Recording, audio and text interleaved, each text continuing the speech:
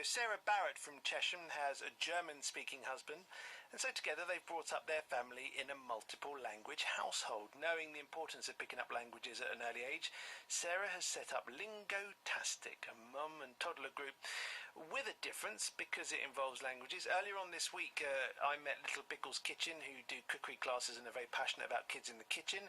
Now I'm meeting you, passionate about languages, again pushing against an open door with me, because I think languages are extremely important, not least because they have a way of, well, there's two things for me, and then you can correct me if you think I'm wrong. First, they open you to a particular view of the world and a particular view of culture, and the second is, from a mental gymnastics standpoint, they're really, really good at getting children to think differently. Have I got those right? Yeah, I think they're the main points. The fact that you're actually able to engage with another culture. For us, for our children, it was that they could talk to the grandparents and relatives, and they didn't have language as a barrier. And actually, mentally, it's great, especially for grown-ups. A lot of grown-ups say, "I can't start a second language," but actually, there's current research saying things like, if you're learning a different language, it exercises your brain, so you're less likely to come down with something like Alzheimer's when you're older. I've also seen current research that says if you learn a language, it makes you look 40 years younger, makes you extraordinarily charismatic and better looking. Oh wow, do you think it worked? I can't possibly quote where that came from, but it may have been, could possibly have been my own research. But of course languages are beautiful, aren't they? I'm a linguist. I speak German, I speak French, I speak Italian, I speak a bit of Spanish. Languages are beautiful. They're how we communicate. They developed over hundreds of years. And for me, learning a language, that's part of it, really getting a sense of where we all come from. Yeah, I think what I find sometimes is some parents will have a second language or skills to speak a second language and don't have the confidence to pass it on to their children. And I feel that if they can't do that, the children are missing out on so much that parents could easily pass on. So actually a lot of what we do at our classes is actually just showing people it's not difficult. You can just sing, you can play, you can read, you can play with puppets. Yeah, you've given me a puppet. Now this puppet here, she's pink and yellow, stripy. She looks slightly punky, I would say. She's got a sort of a big yellow quiff, and she squeaks. What's her name? Her name is May. May, what does she teach? She's our Mandarin puppet. Oh, okay. So she would come up to she would come into the class. We'd start. Does she do more than squeak? I mean, she does. Well, we help her speak, really. Okay. Actually, can I just show you something else? Here we go. Mate, don't eat my microphone, mate. She's very cute. Come back, Sarah. Where have you gone? What have you got? We have also... I've got some rockets, so we start off our class and we blast off to whichever. Oh, go on, get the rockets. Get the rockets. While you get the rockets, I'll ask my next question. Rummaging away in your bag there, I do like the fact that you're teaching languages. Oh, you haven't got the rockets? Nothing. Oh, I was going to say, I like the fact that you're teaching languages with props. I remember doing quite a bit of reading about bilingual children at a time when I was with a French girl, actually. And I remember reading that if you start them on languages before the age of 5, they have a chance of being absolutely fluent in those languages. After that age, they can still be fluent, but it is harder. And often bilingual children, they especially if they've got two parents of different languages, they look like they're slower at school because they're mixing both languages. But actually there's a point at around 7 or 8 years old where they accelerate on. Is that what you've seen with your children? Yeah, my teaching of my children has been a bit ad hoc, to be honest. That's one of the reasons I've started this up, because I couldn't find, when my 14-year-old was small, I couldn't find anyone around me who was doing this. So actually, we found it really tricky. I mean, among other parents that are speaking languages, see the value of language learning. My younger children are doing amazing.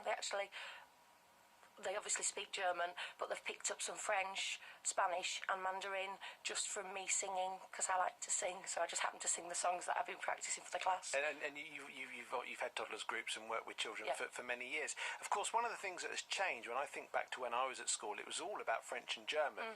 Then they started to teach Spanish a bit more.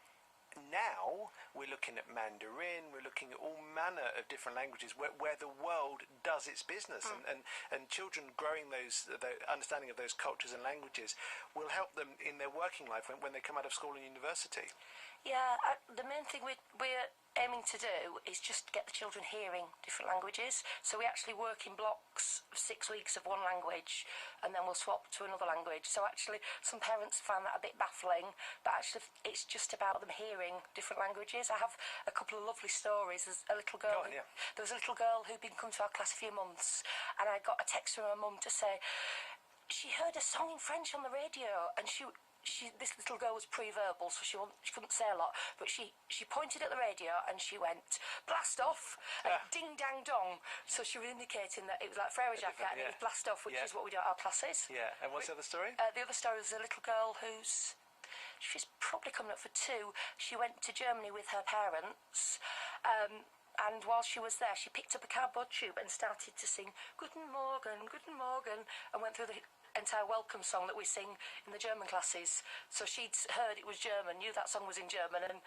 brought it out. And obviously they're very small children with actually limited speech sometimes, but that doesn't matter because it's coming in anyway. You threatened, you menaced me with possibly teaching me a song. How are we going to do that? I could just get it. Depends what I'm not singing out. You're not singing? No. By the way, I do have a linguist here, and your accent sounds to me like you are Bradford. Am I anywhere near? I'm from Bradford, yeah, West Yorkshire. There we go. I've been down here a while. Give me a song there. Give me a sheet. I have either, you can choose from Chinese, French, Spanish or German. Let's do one that I don't speak. Chinese. You'll have to. The only thing is you'll have to repeat it. Because if I do French, that'd be cheating. Because I am actually for. Okay. How I taught this on Saturday, I actually sung it and the children sung it back to me. Okay. Because it just repeats. What's going through my mind right now is how to do this without losing listeners. All right. So, not because of your singing, but because of mine. So this is called Liang Qin Lao Hu. Can I just, before I even start, apologise to my Chinese listeners? Okay, because this is going to sound wrong. Liang Qi Lao Hu is 2 tigers. Okay, go on. So what do I do next? Liang Qin Lao Hu. I'm not singing that. I'm just not singing that on air. Oh, it's Frere Jacka. It is. So it goes. The English is 2 tigers running fast. One without ears, one without a tail. Very strange. But how it works, you can just repeat it. So the children just sing back what you're singing, and within about a minute, they're singing in Mandarin, which amazes them, really. Well, and of course, the thing with languages, it's all done by ear, and it's all done by watching. I know that my little boy, when he was at nursery, he had a Romanian teacher, and she taught them Romanian songs, and he recounted them absolutely perfectly. For young children, the sounds in this are gonna feel, I mean, I'm going to use the word foreign, aren't they? They're going to feel alien to what they're used to. Yeah, actually, this is a CD I brought along. It's called A Little Mandarin.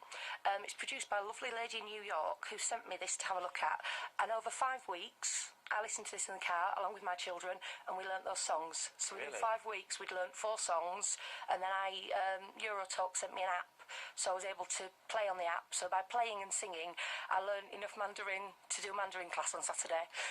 The reason I'm laughing, and I've run out of time to play this, but Nia's just put into my running order "Can't Speak French" by Girls Aloud. I might just play that after 1:30. I think it's great what you've done, and you are very self-taught, aren't you, Sarah? Well, I did GCSE French, German and Spanish at school. As you said, my husband is German, so that really encouraged me to keep going with my German. And my French and Spanish, I'm just topping up as I go along.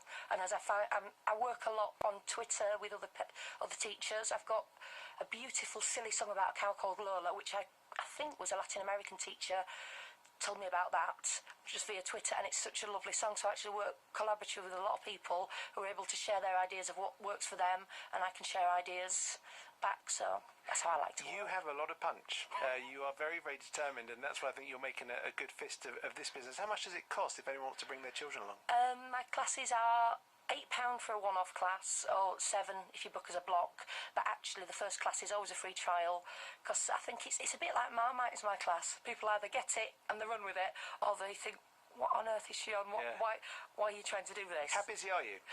I've currently got a class in Chesham where I've got 8 children. The other classes are slightly smaller because we're working around nap times and other things like that you have with small children. What I've worked out from what you're saying, this is a good old-fashioned mum and toddlers club situation, Yes. but with the languages chucked in Yes. for good measure, and to create a sense of fun around languages rather than a sense of learning per se. Yeah, I wouldn't say I do any teaching. Just as teaching, we just play. We have silly songs about boats and things like that, and as the children sing along, they pick up the language skills. And actually, singing is the best way to learn a language. There's just been a research article came out in The Guardian a few weeks back about the fact you're hearing grammar in context, you're hearing the accents and things like that. Because actually, I've been told, I don't know if you saw our YouTube video in Mandarin, somebody said that we've got native accents, and I'm thinking, but it's literally just singing and parroting. We've heard it. And that's, of course, why to learn a language it's very important to go to that country, because you're surrounded by the language on billboards, on the radio, people talking around you, and you absorb it. And that's why I always say the best way to learn a language is to spend a couple of weeks there. Your lessons are where? They're in several sites? We're in Chesham, Chorleywood and Gerrard's Cross at the moment. Chesham Day today on my programme with the Cardiomyopathy Association as well. Your website, www.lingotastic.com. I'm going to do that again because I didn't do it very well.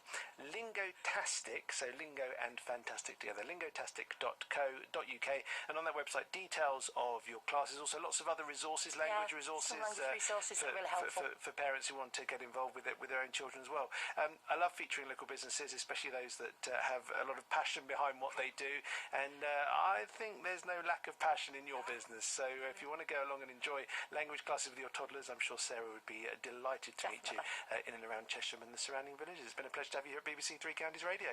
Thank you very much. Travel news for beds, cards and bugs. BBC